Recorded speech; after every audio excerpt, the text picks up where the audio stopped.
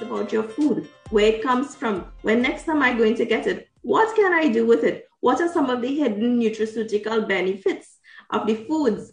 I mean, a trip to the farmer's market is always a learning experience for me. I always see traditional foods that are used in non-traditional ways.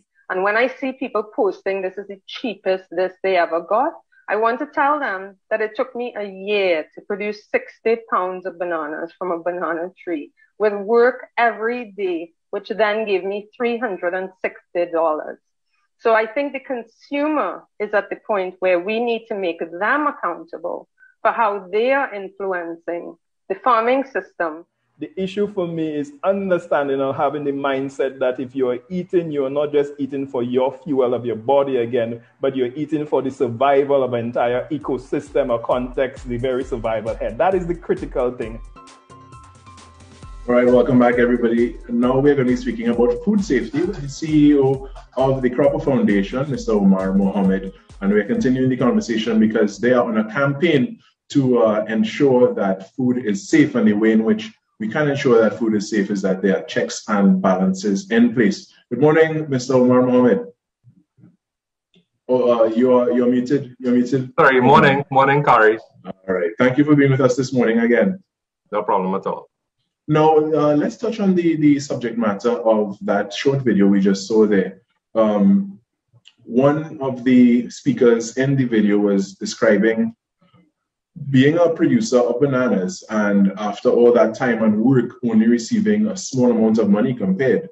You know, what can we do as a consumer? What can organizations do to ensure that farmers and food growers are being, fairly treated in this scape of things?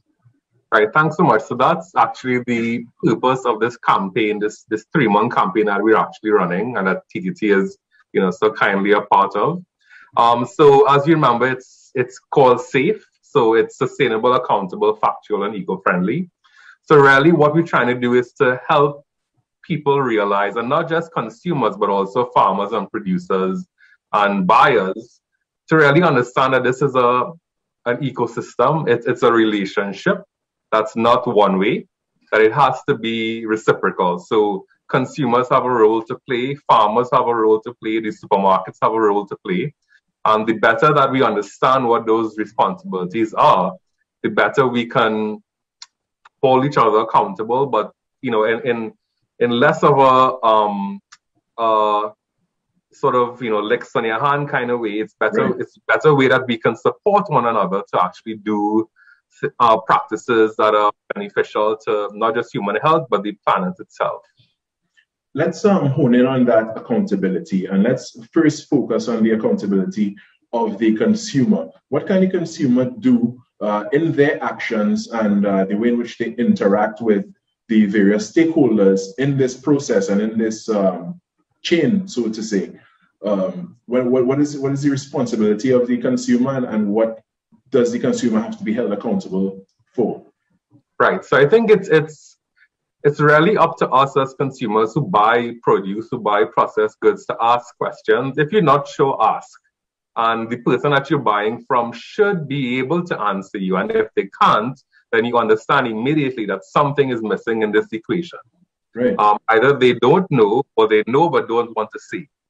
And as a consumer, it depends, I suppose, on how significant that gap might be. If it's something where maybe they don't know where they source the tomatoes from, for example, or if they don't want to answer, very important questions about food health, then I think it's up to the consumer to think for themselves, okay, how can I escalate that? Who is the person to, inform? Because, in Trinidad and Tobago, we don't really take something seriously like foodborne illness. We just say, oh, it's a gripe, or that pepper was real hot, or whatever. Right. Don't really take into consideration how serious sometimes these issues of foodborne illness are. So I think what we're actually trying to do in today's webinar in particular is to give very practical information on, if you suspect foodborne illness, where should you report that to? If you really suspect that someone who you're buying food from is not living up to the standards of food safety and food health, who are the authorities that you need to escalate that upwards to. Right. And also, in addition, as a consumer, where can you go to get information? And right now, it's sometimes difficult to get really valid information in Trinidad and Tobago. So we bring in people together who would know if you're, as a consumer, if your farmer tells you, oh yeah, I'm using XYZ pesticide, now you can actually go hopefully soon and be able to find that pesticide online and really understand for yourself what are the benefits that it provides to the farmer, but sometimes negatively, what are the negative impacts it could have on you as a person. Definitely, because a trip to the market can thereafter send you on a trip to either the pharmacy or the hospital on some occasions, and that's something that we want to avoid, and that's what this whole campaign is about.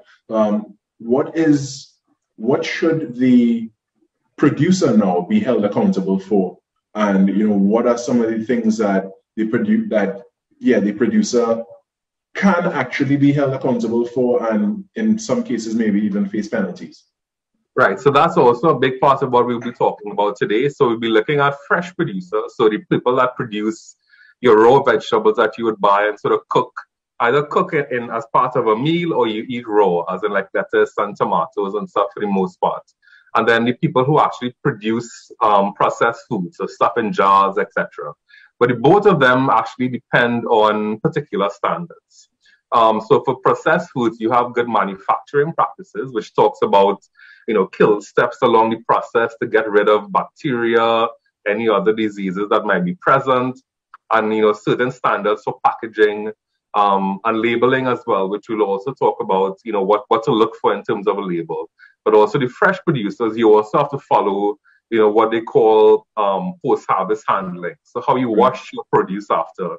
Are you using the same water that you use to irrigate? That's probably contaminated. Are you using that to then go and wash your produce now? And what are the standards that you need to be following? Because there are standards that are most recently put out by the Trinidad and Tobago Bureau of Standards that are going to become a reality, hopefully soon. That will also be a kind of guiding light for consumers to say, are you following these good agricultural practices? Do you have any, where's your little certificate, or something like that?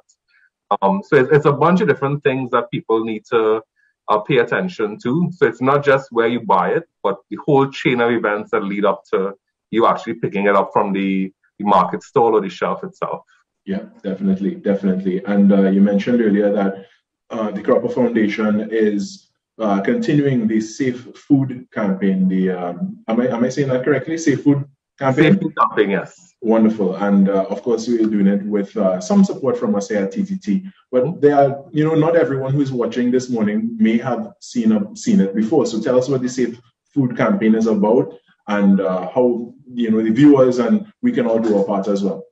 Right. So the Safe Food campaign, it's a multi-level campaign. We're having these sort of expert webinars. So today we're having Mr. Hazmat Ali. He's the Registrar of Pesticides at Ministry of Health, so he's the person to talk to. We have Dr. Lisa Harinanan, a food safety specialist. We have Sharon Pett from Kariri, who is an expert in the whole processing and manufacturing, and Dr. Gaius Eudoxy from UWI, who's a soil specialist. So they're going to be giving very expert advice on the same issues we spoke about, pesticides, pathogens, etc. We're also having a series of articles that go much more in-depth into the different issues that are shared all over social media with Cropper Foundation's social media pages and our partners. And we're also having a short video competition that's going on all now, and you have a chance to win up to 5,000 TT for the best jury prize and best audience response prize. And if the person's at home, we're very strong in stating stay at home, film a PSA about what can you do to make sure that your food is safe. You submit to us and you have a chance to win cash and prizes. So for all of this information, please follow us on the Cropper Foundation. You can find us across all the social media platforms, and you can get more information about the webinars, the articles, and of course the competition as well. All right, wonderful. That's all we have time for this morning, Mr. Mohammed. But I want to thank you for joining us once more here on the Now Morning Show. And of course, we're going to have a chat in the near future as well. Great. Thank you so much, everyone.